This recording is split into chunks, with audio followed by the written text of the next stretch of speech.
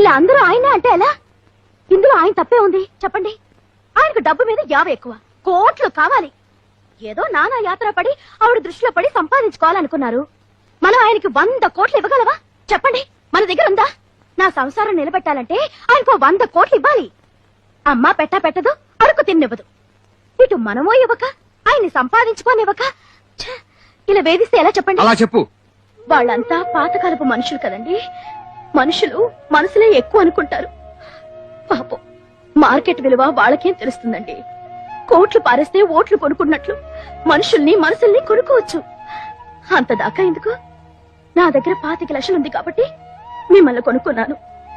శిరీష్ దగ్గర 100 కోట్లు ఉన్నాయి కాబట్టి మిమ్మల్ని కొనుక్కోగలుగుతుంది. రేపు 1000 కోట్లు ఉన్నదాన్ని దృష్టిలో పడితే అది కొనుక్కుంటుంది. మార్కెట్ లో మనీ ఎవరి చేతిలో ఉంటే వాళ్ళదే పై చెయ్యి. నువ్వు నాకు సపోర్ట్ ఇస్తున్నావా? నా మీద సెటర్లు కొడుతున్నావా?